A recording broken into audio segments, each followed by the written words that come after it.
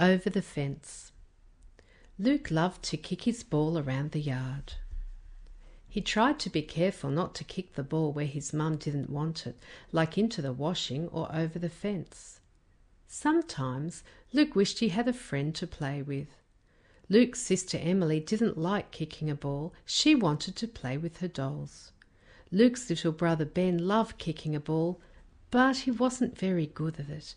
He ran round and round in circles before his foot even touched the ball.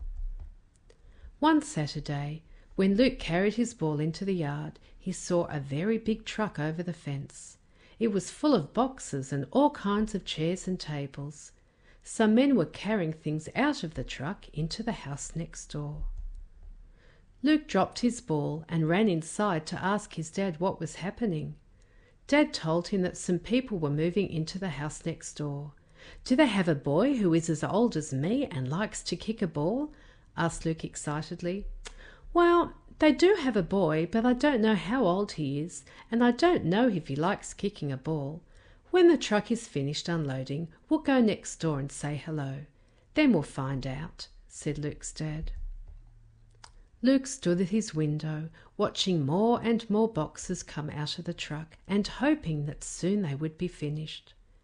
After what seemed like a very long time, the truck left. Luke ran to his dad, yelling, "The truck's gone! The truck's gone!" But Luke's dad was in the shed fixing the lawn mower. "You'll have to wait until I finish this before we can go next door," Dad said. Luke plopped down on the back step. He was tired of waiting. He'd spent the whole day waiting. Luke wondered what the boy next door was like. What was his name? What did he look like? Did he like kicking a ball?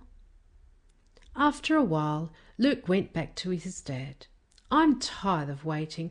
I want to know all about the boy next door. Do you know him, Daddy?" "No, I don't know anything about him. I won't know him till I meet him," said Dad. "Well, who does know?" asked Luke.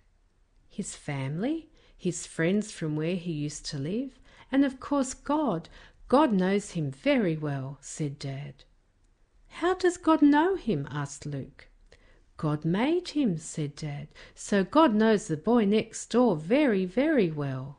God knows his name and what he looks like and whether he likes kicking a ball, just like God knows all those things about you." "I can't wait to find out about him too," said Luke, as he ran back out to sit on the step.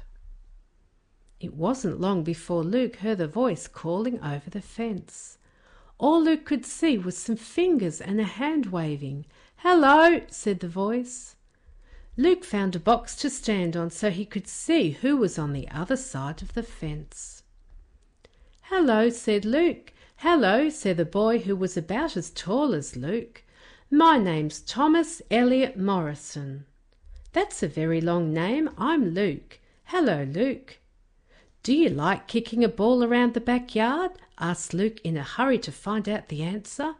"Yes, I do," said Thomas Elliot Morrison. "I have my own ball and I love kicking it." "Great," said Luke. "We'll be coming in when Dad's finished in the shed. See you then." Finally, Luke knew a little bit about the boy next door. He now knew what he looked like, and most importantly, that he liked kicking a ball. He also knew his name, or at least he thought he did.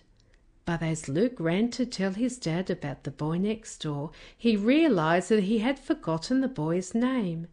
"It was a very long name," said Luke to his father. "Something like John L. Morris. I just can't remember." "Well, isn't it good that God doesn't forget our names, even if we do?" said Luke's dad. And Luke sat and thought how great it was that God knew all about him and that God wouldn't forget his name. "Come on, Luke," said his dad. "Time to meet the neighbours."